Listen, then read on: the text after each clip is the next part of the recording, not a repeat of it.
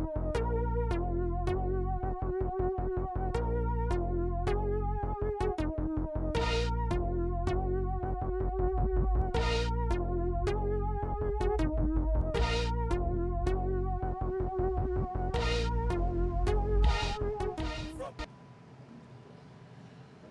evening. We are here at the lovely Kinship Cafe in KCK, 719 North 6th Street, home of the Black Drip, the best coffee in KC.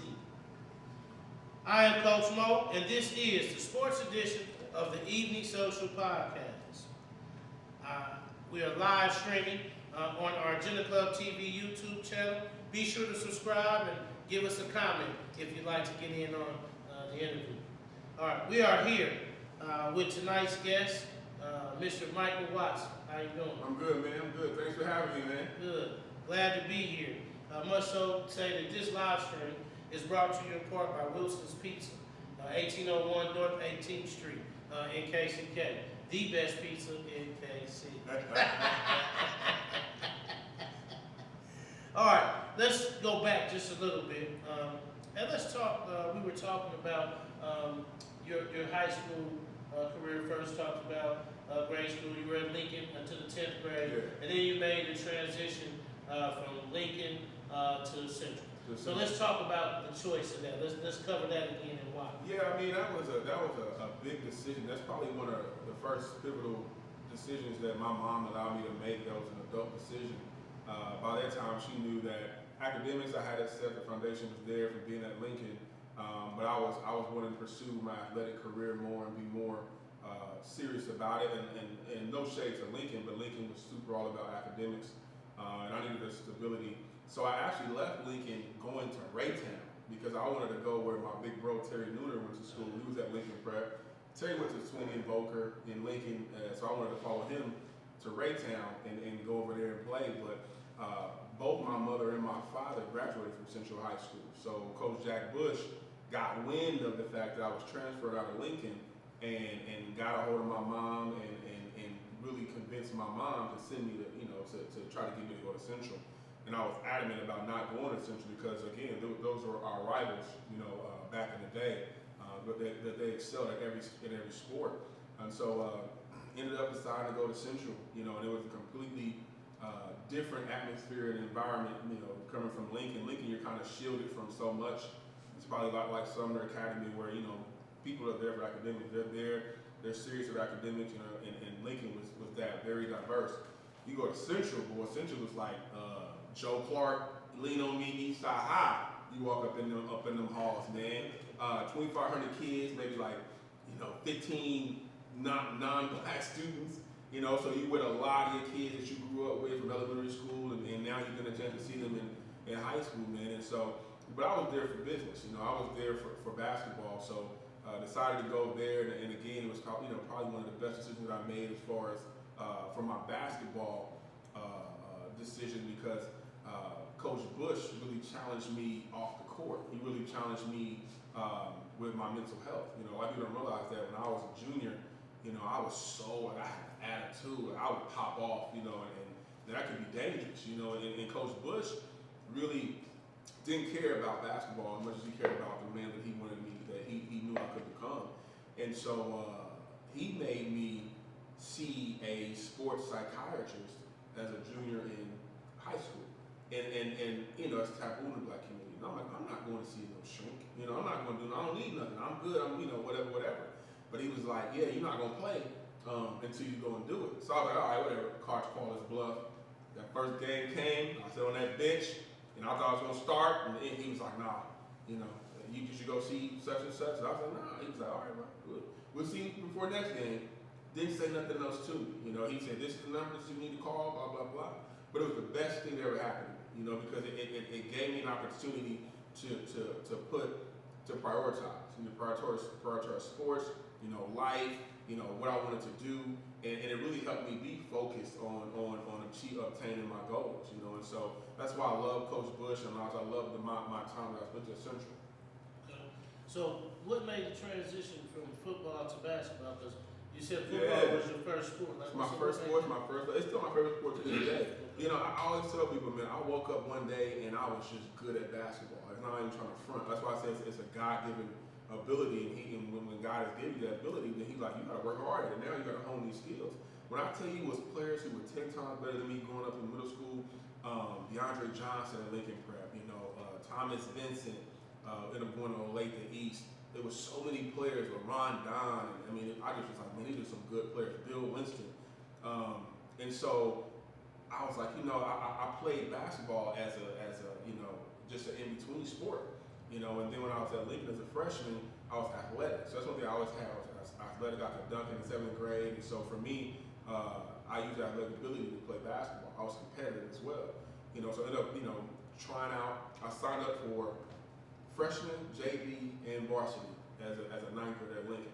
This is how unknown of a player, basketball player that I was. The high school coach was like, who is Michael Watson and why did he sign up for all 3 teams? He was like, who do you think you are? I was like, because I can make all of them. I was a brash kid. I'm 13 years old, 5'8", 130 pounds, soaking wet. I was like, I can play all of them, going up against 18-year-old grown men.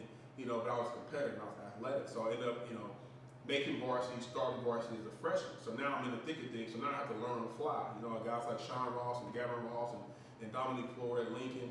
And so for me, that really made me start focusing more on basketball. Because football was like one of my guys was like, man, you really want to run into people, full speed and get concussions and blah blah blah. And I was like, I don't know. Basketball was sexy at the time too. Michael Jordan, was killing the game at the time. So so it became the end thing. So I started working on my craft. And that's why I started to go to the school early and get in the gym because you could at the time, and staying late, and doing workouts, and trying to play one-on-one with the better players in the school or in the district and everything. And so it really just took my focus. And so when I realized that, hey, I'm actually good at this and I could do something with this, that's when I shifted from football to basketball. But I still played football, all through high school, until I tore my rotator cuff my senior year. Played against Jeff City, Justin Gage, Justin Gage, but 6'4", 220, trying to tackle this dude. Out of the backfield, he tore my shoulder up. You know what, football's over for me. So, basketball became it. So I just want to ask you one more question on this. Because I like what you said, and it is. Mental health is like taboo. Taboo. And in the neighborhood, especially in the black community, it's just like taboo. I want to talk, just ask you, if you don't mind talking. Yeah, of course. I just want to talk about when you went, you said it was the best thing for you. Explain it. I'm not going to get into it, but I'm just explaining it because I want our listeners to understand why. Sure. And then what was the, I guess I really want to say, what did you realize, when did you realize, and what made you realize, this ain't taboo now, I need this. You know what? I didn't really realize it until somebody else told me the change that they saw in me, Okay. and that's when I realized the good that he was doing. There was a white guy, I'm like, this dude don't know nothing about sports, he don't know nothing about black people, X, Y, Z, but this guy was the, sports psychiatrist for the Kansas City Royals and the Kansas City Chiefs at the time. I didn't know this though. So I go in his office and he's showing me all this stuff. I'm like, oh, this dude is real, he's legit, And so for me, what I really learned about it was the trauma, growing up in the inner city, what it really does to you, what growing up fatherless will do to you, that you don't really realize that you're acting out in these ways for attention, whether it be with women, whether it be in the streets, whether it be, having an attitude just for popping off in the class, somebody try to check you. So all these things, growing up poor, growing up, without, these things cause traumatic, have traumatic effects on young people.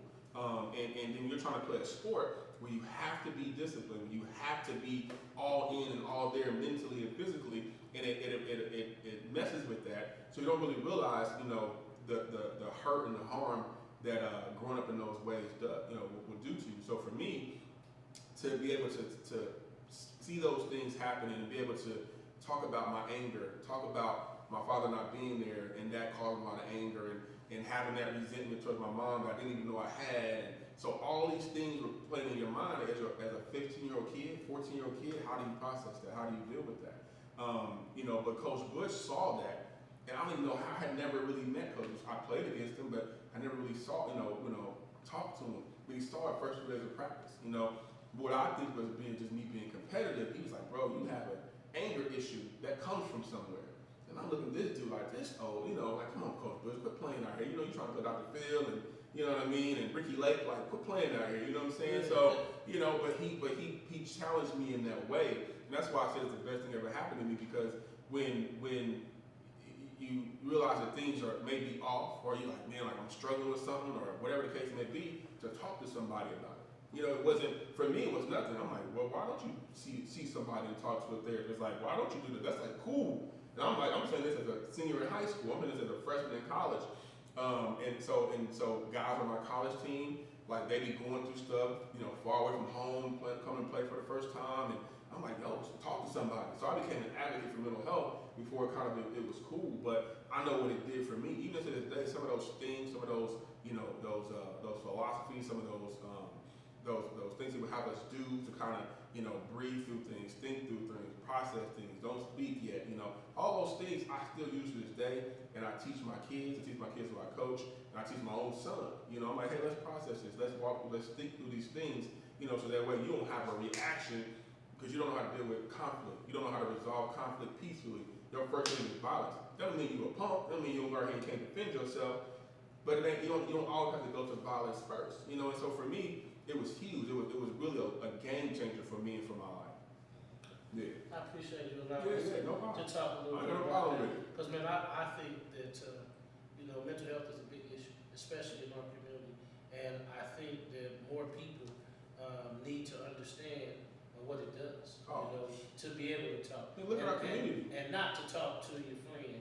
And I'm not knocking any parent or anything, but your parent can't always fix that.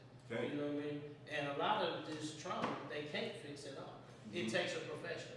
It takes someone who is trained and professional. And I say it like this: we go see the doctor when we sick or when something's happening for a reason.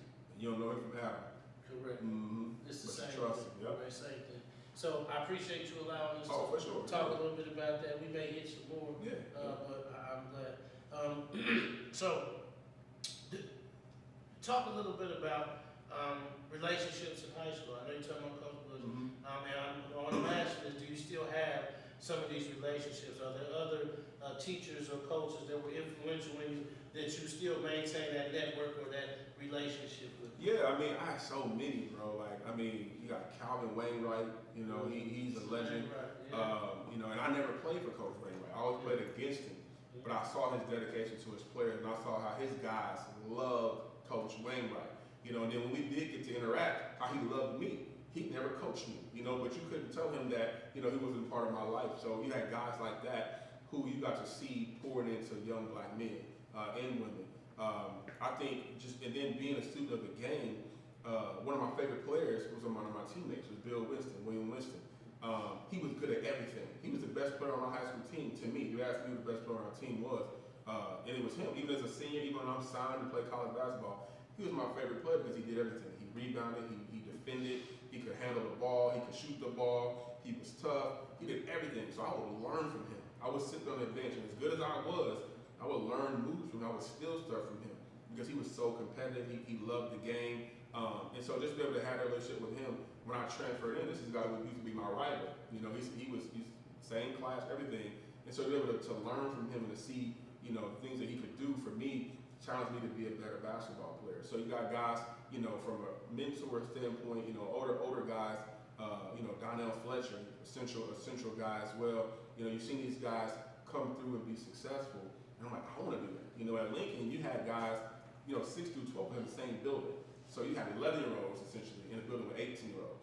And while they could have so many issues, what it did for me is I got to see older, successful black men who they were all about academics. That was the cool thing. Letterman jackets with their, varsity letters on there. But then their band, they were in band, they were in, academic stuff like that. So I was like, oh, I like to play, instruments. I like to sing. So I got the chance to be in the arts. I was in, the marching band. I was first team all state, first chair all state in the marching band. I was, baritone player. A lot of things I got to do that was cool, because these older black kids were doing it. It wasn't all about basketball, football, baseball, track. They did all that. They were also going to college. They were like, oh man, I signed with Jackson State, or I signed with Tennessee State, or I signed with, whomever they went. I'm like, yo, that's cool. Like, I want to do that. So it gave me something to look forward to because they were doing it, you know. And so that was huge for me. Those guys were such an influence on my life. You understand? My brother was in prison, you know, so I knew that way. And then but I had these guys over here who were super cool, you know, Roderick Burke and Lee Langston. You know, Lee Langston's a singer, but people don't realize how cool, and he's still cool. He was like a academic dude. He did everything back at Lincoln Prep. So I got a chance to see that, and for me, that was influential. Okay. Good, Richard. So what you trying to tell us is you can sing. Oh, That's what you you know, getting over a little cold. Okay. Yeah. Okay. It's there though. I'm in my car. It's there. It's the, okay. Yeah, Okay. it's there. Okay. Ain't no front. I got you. Say nothing else. I got you. Do you return back to the schools? Do you go? Oh back yeah. to I mean, I never left them. You know, except when I went to go play and play professionally. I always come back. You know, and everything we do with mentality, you know, is centered and aimed at, you know, our kids. You know, and we're able to pull kids from all over the city, from different walks of life, and be able to be a melting pot. I think that's what's more important, to show our kids that they're kids who are just like them, same age, they're doing something a little different. You know, and there's different things out here outside of KCK, KC Moore, it's a whole world. So I definitely come back, and I mean, we did camps, we do camps in the city, multi-sport camps, you know, we do a lot of mentoring. So I'm all about that because somebody did it for me. Somebody picked me up from my house. My mom had to work late. Somebody dropped me back off at home. So I found myself, you know, being with mentality the last 5-6 years. I'm doing that, and I love it because I'm like, somebody did this for me. You know, it's a single mother out there like my mother who was working. You know, she ain't just sitting at home. She's working. You know, I'm like, no, I got him. I'll pick him up. I'll take him. You know, I'll bring him back home. And to have that, like like Harold Johnson used to do for me, or Coach Keith, and these guys would take me home and, you know, or feed me before they take me home because it would be late. So you find yourself doing those things. You know, I'm like, man, it's really what it's about. You know what I mean? And that's the coolest thing about being back home, because, you know, if it was really up to me, I'd have been living back in Puerto Rico and hanging out, living on the beach. You know, but it was just that call, like, to be back here. I have children. My children were getting older, and I have a love for the community. You know, I really have a real love for the city, and I'm like, I just want to get back. You know, that's the most rewarding thing to me. You know, and so if I can see somebody's light bulb going, like, I get it, coach. Whether it be on a basketball court or off, like, I mean, what's more rewarding? Like, seriously. And you know you get older when that becomes the most rewarding thing. Right. You know, it's not the cars, not the house, not the ability to travel, it's not none of that stuff. It's like helping somebody else is the reward. Like, it's genuinely the reward. You know, you would do it for free. You do it for free. So, you know, for me, that's what it's about. I like it. Let's, we're going to come back a little bit, touch more on mentality, but I want to hit one more point real quick. But I got to make sure everybody understands that tonight's episode is brought to you in part by Wilson's Pizza. It's on 1801 Quindera Boulevard in KCK. And that we are here in Kinship Cafe, 719. It's a nice spot. Not very nice spot. It's a nice spot. spot. It's really good, man. Black Drip Coffee. Yes, hey, you sir. know Porterhouse, you know both of them is noobs. Yeah. Both of them my guys. Okay. Yeah, Danny and Sharon. Okay. Yeah, I don't even drink coffee, but you know, shout out to them. All right. All right. Okay. I understand. Yeah. I just realized that that's Porterhouse. Oh my God. Yes, sir. Okay. Okay. Good job. So let's talk about your decision, senior year decision to go to college. Yeah. All right. So you said, you know, you knew you wanted to do that because you seen the older guys. It was cool, you know, to see these guys, about academics are going. So what made the choice Stay home. for you to, I mean, it was, like you said, it was normal. Like, going to college was something like I knew I was going to do from Lincoln, from 6th grade. You know, like I wrote out a plan. I wrote out in 7th grade. I eliminated what I wanted to do and how I was going to get there, the steps to get there. I still had it. And so that was something I wanted to do. I ended up being recruited by, you know, a whole lot of, you know, Division I, Division II schools. So I had to pick, you know, where I wanted to go. I took the ACT as a sophomore. I had a 24. I took it one time, never had to take it again, so I was eligible to receive a D1 scholarship. But I knew that in 7th grade what it took. I needed to get an 18 and have a 2.5 or 2.7, whatever it was back then. So I knew that, you know. So I was like, knock this out, and now I can start to garner these, you know, these offers. My final schools were K-State, Cal, UMKC, and Northern Iowa. And so I visited a few of those schools, and at the time, like I said, my brother was in prison. So it was just my mom and I. Though we had extended family, that's my girl. My mom was gonna go wherever I went. She was like, well, we moving, where we going to school? So for me, the decision came down to, did I want my mom have to uproot herself and leave to watch me play, or did I want to stay home and be able to play in front of my friends and my family? UMKC was the first school to send me a letter as a freshman. First ever school to send me a letter. I was like, that was a huge deal. I'm like, I got a letter from a college coach, and I'm not even good. You know what I mean? And so, but they knew, they saw the potential and whatnot. And so I always remember that. So that was big to me. And so my brother being away, and my mother, I used to say, I'm gonna just stay home and play. Which was the second, like I said, the first one was going to Central. That was the second most important decision that I made that helped my network was staying home and playing at UMKC, because the reach that I have now, and that was 1998 when I signed with UMKC, is phenomenal just because I made the decision to stay home and the type of career that I had. So D1, I wanted to go D1. I was like, that's checked. Wanted that my mom able to see me play, that's checked off. And I just wanted to have fun. I really wanted to enjoy my college experience, and people were like, you want to stay home and do that? I was like, I had a ball. I had a ball. I had my own apartment. I was 15 minutes away from my house. I go home and shop at my mama's refrigerator. My mom would fix food for the team, come to the house, bring the food over. We would have holidays at my mom's house. So it was so fun to get to include, my mother and my entire family. I mean, we had our own section, 35 tickets every single game were given away. So my high school teammates come watch me play, my college, the people, my peers, my friends, my family. So it was one of the best decisions I ever made in picking UMKC. A lot of people are like, well, why'd you do that? Like, I would have went away. And I'm like, a lot of people go away, but you forget about it. That's a lot of great players come out of Kansas City, they go away, but you never really hear about them because they're away. Whatever school they choose to go to. But here you never forgot. You say, oh, that's Michael Watson. He's at UMKC. I'm on TV. I'm in commercials. I'm all these type of things, all because I stayed home and I got to play with several other guys from Kansas City, which is also important to me. I'm Kansas City through and through.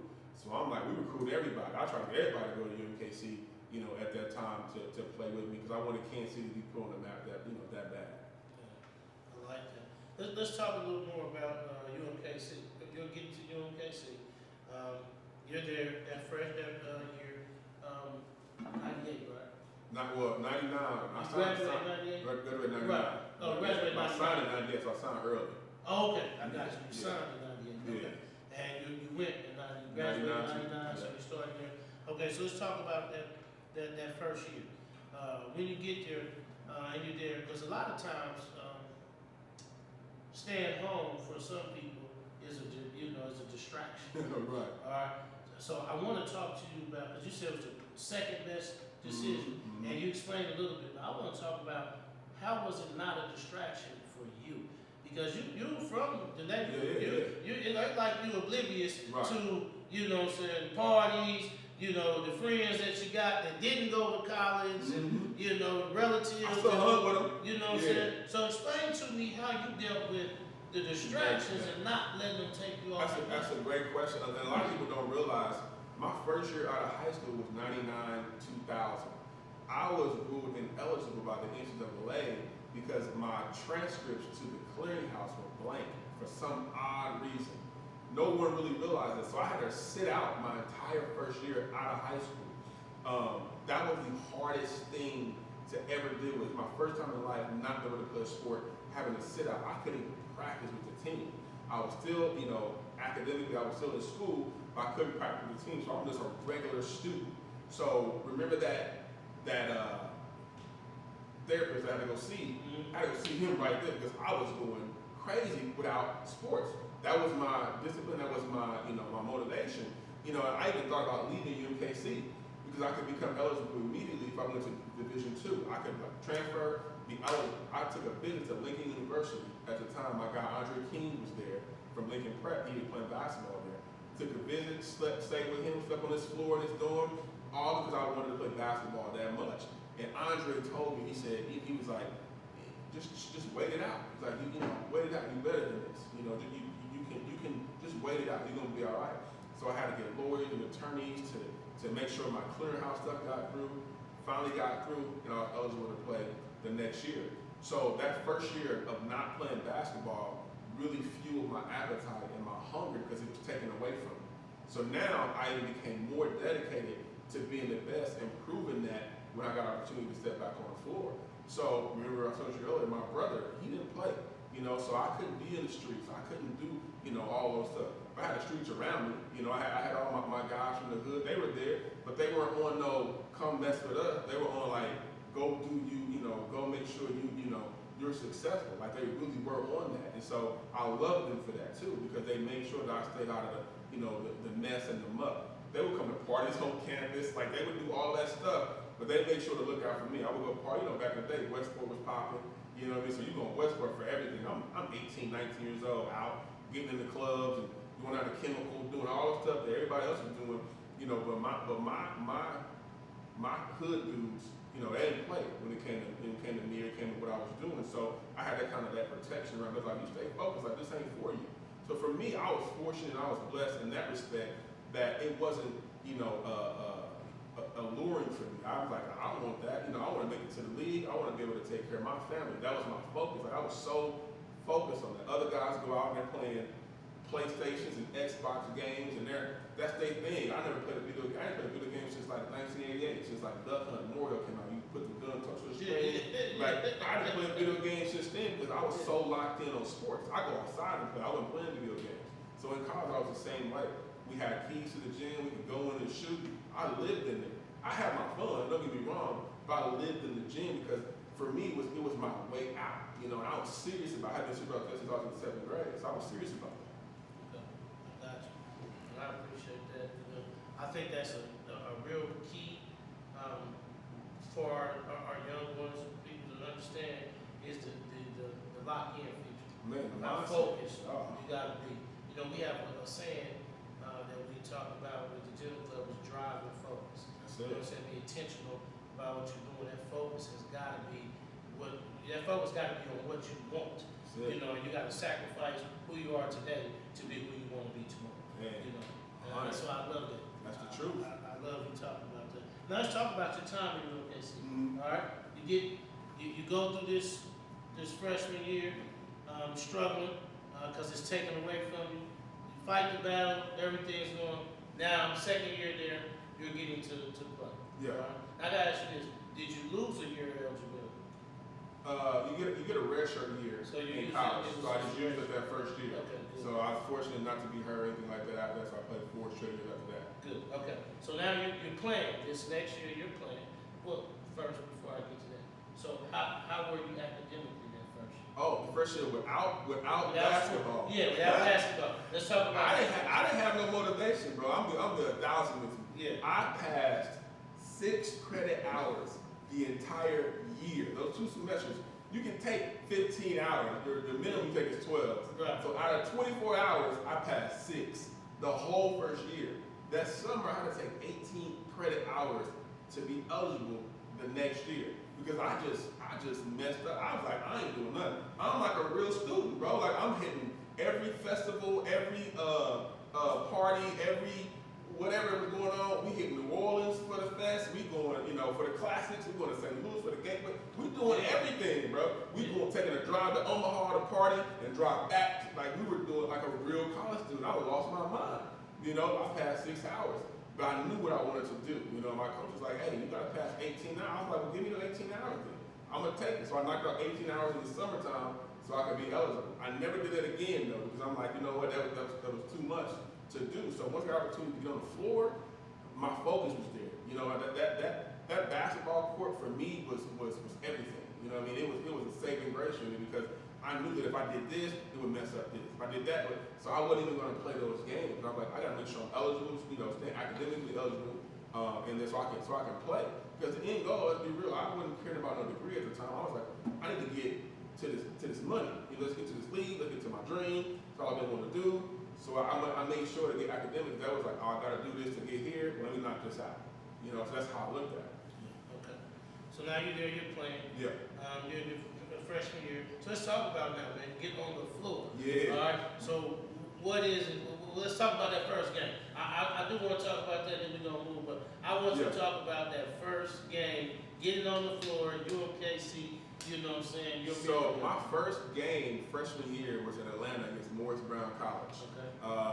And I bubble guts. I was so nervous. Because I had been waiting. The anticipation was like almost too much for me.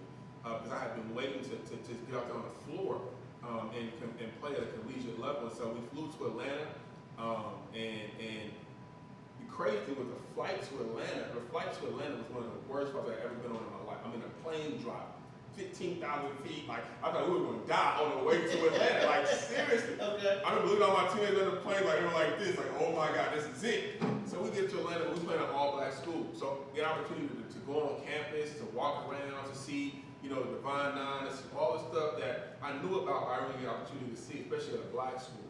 So we go and play these dudes, they all hoopers. Like playing Morris Brown, that's all dudes, it's all black dudes. Like everyone on the team black. They got all hoop, they got all done, you know. And that's the only game in college I didn't start. It was my first ever game because coach wanted to allow the seniors to start. That lasted for like 2 minutes into the game. And he was like, watching get the game, and then my point guard at the time was Jaden Tyndall. He's from Wichita, but he was a freshman as well. So him and I got in the game, ended up, you know, bringing us back. We won. I had like 13 points in my first game. It ended up being what I averaged my freshman year in college with 13 points. But just getting that, it was like a drug. It was a high. You know, being able to go out there and compete and know that I could play not only at the level but play, you know, better than them. I knew that my first game out. So there, my confidence was through the roof because all my teammates were confident. You know, Will Palmer, Michael Jackson, Marcus Golson, you know, Kansas City guys. They were like, yo, Michael Jackson on my team was one of the best players in the nation at the time. You know, he won the player of the year in the conference. He was one of my best teammates I've ever played with. But he was like, yo, go do your thing. Like you quit, you got to go do your thing. He wasn't one of those players like, oh man, this freshman out here trying to show us up. He was like, no, do your thing. Will Palmer was like, look, I'm gonna rebound, I'm gonna give you the ball, I'm gonna shoot the basketball. So they really gave me that confidence. People were like, oh, Michael just a shooter and shooter. And high school wasn't like that. They had really good teammates as well. You know, but they wanted to get theirs. In college, they're like, look, we want to win. If you don't give us the best opportunity to win, we're gonna go through you. So that helped build my confidence because my teammates had confidence in me. So from there, my freshman year, I mean, we had a really good team. Max had a really good team and played well. But my confidence, I was like, you know, I can really do this. You know, and that really gave me that you know confidence that I needed. And before that, honestly, I forgot to mention my guy. One of the most influential things that ever happened to me was Al Collins. Al Collins, when I played for the 76ers or CMH or Nike, whatever you want to call it back at the time. Al Collins Sr. was our coach, but Al Collins Jr. was really the one who worked with us all the time. Now, Al was like 2 years older than me. But we took a trip out to Virginia. We played out there, and we were in the van. And you know, I'm sitting in the middle of the 2 seats in the front in the van. And this was my junior going into my senior year. And I asked him, I said, "You think I could play Division I basketball?" And he was like, "Of course you can play Division I basketball." He said, "You're going to play Division I basketball." He was like, "I have no doubt about that." He was like, "You don't even know what you can do." That's the first time somebody ever told me that I could play Division I basketball. I had never heard that from any coach, from anything, but Al Collins Jr. the first person to ever tell me that. And I never forgot it because he had that much confidence in him. He's seen everybody come through. He's seen Earl come through. He's seen Coleon Young. He's seen, you know, Corey McGaddy, like all these guys. He's like, "Oh no, you can play Division I basketball." And I'm sitting there like, yo, that gave me that confidence because of course you're playing with guys who Kareem Rush and, you know, Joe Macklin. You know, these are all like top tier basketball players at the time. And to get opportunity to play on that team, that's the best team in the country almost between the 16s and the 17s. So the opportunity to play on that team and to play with those players really started to build my confidence. Because remember, I'm a football player. You know, so I move differently. I do everything a little bit different, but I can jump out the gym. So I'm athletic. So that gets your attention. I'm 360. I'm windmilling. I'm doing all this stuff. They're like, yo, this kid's athletic. I shoot it backwards. I didn't care about percentages. I didn't care about none of that. I'm like, I want to score the basketball. So never stop shooting. But you had to. That was just saying. What I'm saying is, it was the confidence that your teammates had. You know what I'm saying? Obviously, your coach had it, because he's like, go. You see what I'm saying? You got that green light, but it was the other players around you also. Like, go ahead, Mike, do your thing. But Mo, you know this as a coach, man. Like I seen players and coached players who couldn't get off 17 good shots. Correct. You know what I mean? Like Correct. you just launch this mug up. No, Yeah, you can't get off 17 It's hard at a Division I level or any level to get off 17 quality shots. Yeah. You know what I mean? Like, and coach would tell me, he like, look, I'll tell you when you take a bad shot. He told me like twice in 4 years. You know, like I took a bad shot because he's like, you can get those shots off. I worked to get those shots off. I'm 6 foot. That's what I wanted to get to. Yeah. That was my next thing, is that it wasn't that you was just shooting and then you just went out there and just chucking the ball, but you actually practice Oh man. to know your spots, know what you can do, know what shot was a good shot for you. The shot that might be good for me ain't good for you, and vice versa. But you know what's good shots for you, what's good shots within this offense, what's good shots with the players that you got. Some shots is good because you got a certain rebound for that. You know what you can do. Put it up. You know, so I can put it up, I can put this up, I can take this. Yeah. You see what I'm saying? You gotta study the game. You gotta just study the game. And I wasn't just out there just throwing. I'm watching film. Like I'm dedicated to this. Like I'm doing all this on my own though. You know, I'm like, yo, this. You know, I'm watching Michael Jordan documentary. What they doing? I'm like, oh, he watching film. Let me watch some film of my competition and watch what they do. I didn't really know what I was looking for. I said, oh, he plays better going right. If I go left, he's gonna be a little tough. All right. Then I'm going up against 6'4", 6'5" shooting guard who are guarding me. I mean, you're going against Maurice Baker. You're going up against Vic Williams at Oklahoma State. You're going up against guys they are set dogs to lock you down. Melvin Sanders. So I got to be more creative. They're stronger than me. They're taller than me. Tony Allen. I mean, like he's one of the best players in the NBA history. So you're going up against these dudes. You got to be able to get your shot off because you don't only blew up by 35 points. So I'm like, my step back. Let me work on these moves, my counter, my pump fake, all these things I knew going into the game I was gonna have to do in order for us to win, in order for me to do my job. So that's what it was about, doing your job. I like that. Let me ask you a couple of questions by putting some things in. Okay. Got the specs on. Yeah, because I want to make sure I say this correctly. Okay. I don't want to short you on nothing when I ask these questions. What does the number 54 mean to you? 54 points in one game against Oral Roberts at Tulsa, February 2001, 2002. One of them years, 20 years ago. Yeah, 54 points. That's my highest points per game, that I scored in the game. It also is the single game record at UMKC. Yeah, for sure. Ain't nobody touching that. So that's one. That's one. All right. What is the word 850 mean to you? 850, is that misses? Nope, that ain't misses. Shot attempts? That ain't attempts. 850. I don't know what 850 means. 850 means that you are the all-time leader in field goals made. Oh. That's what that means. Okay. I didn't know that. You didn't know that? No, Okay. I didn't know that. All right. Let's talk about the number 114. Game started. Correct. And you are the all-time leader in games started. I knew that one. And you you knew that one. Okay. It should be 115. Coach did me wrong. It starts at first. He's over that Come on, first man. He had to make you hungry, man. Nah, He had to make you hungry. I'm still salty about that. Well, he had to make you hungry. I want to start every single game. This is the thing, though. Had you kept him grades up, he might have put you in there. You might be right, Coach. You might be right. I'm still mad, Coach. So I understand. Everybody wants that. So that's 3. Mm-hmm. That's 3 records you hold. All right, let's talk about this number. 2,488. 2488. Yeah, 2,488. Oh, that's points scored in college. Yeah, you're the all-time leader in points scored at UMKC. So that's 4 records that you hold at UMKC still there. Yeah. Man, That's cool. that's I want somebody to break it though. That's a good record. I want somebody to break it. I always, I want to say this and say it in the right way, but our athlete always wants somebody to reach that, because then you see, honestly how good of a career you had, because that's a mark, and somebody hit that mark, Tough. Man, they're tough. They're for You real. see what I'm saying? And then to see how many people chase it and don't get it, you're looking like, man, okay, I really did something. Right. And this right here, them needing to say this, this right here not only is for our youth to tell them about your success and what it looked like, and to put them on the path to where they can do some of the things you did to accomplish what their dreams are. But this also a platform, man, to give you some flowers.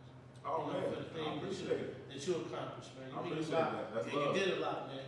You know, and when people talk about Michael Watson, they talk about somebody that worked hard.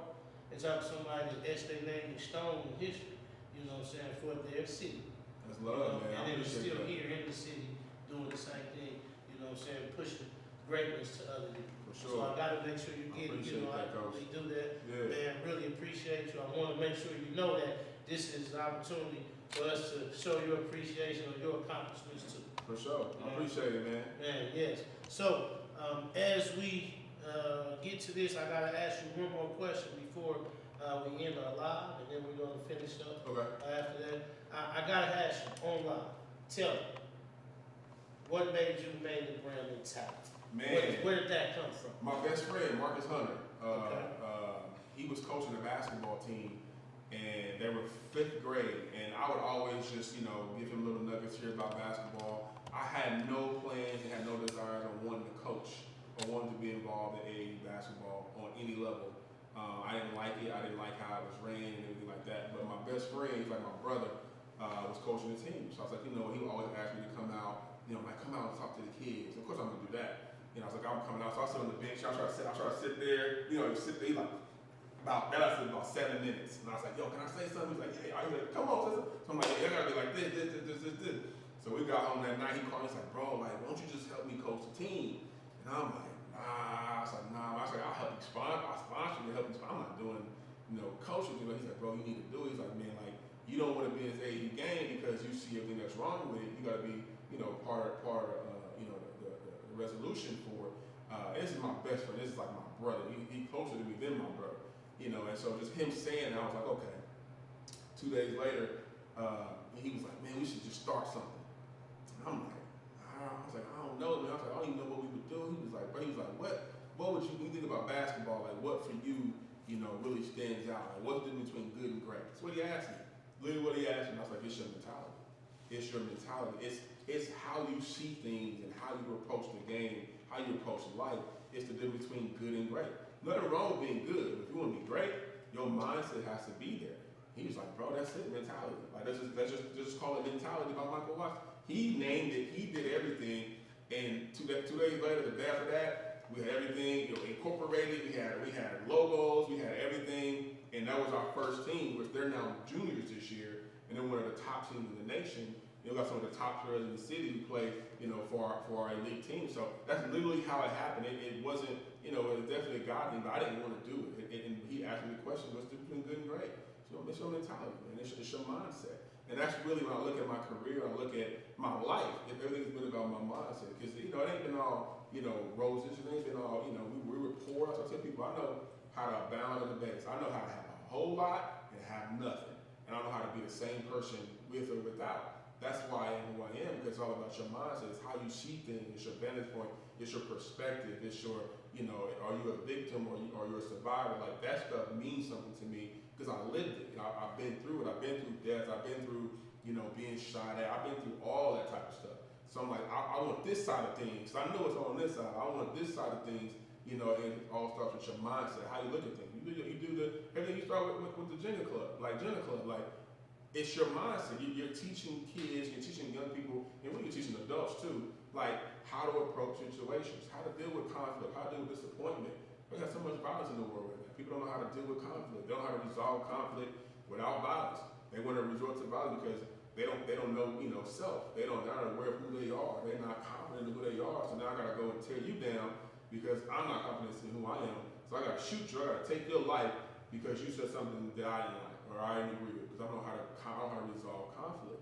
So for me, man, long story, but that's why we started Mentality to, you know, give a program. It's a great program, but don't get me wrong. I mean, Vic Williams, that's the big pro. Like he's been doing it for so long. Like try to model what we do after what he do. Send kids to college. That's the goal. Like it's a lot of money out here, especially with these NIL deals.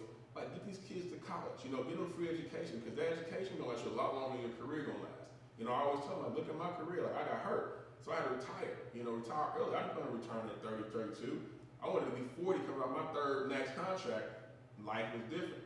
but I always had education to fall back on. I always had a network that was built by staying home. All those things play, big roles and big parts in my life and where I'm today as a 41-year-old man versus, I went to college at 18 years old. So that's why.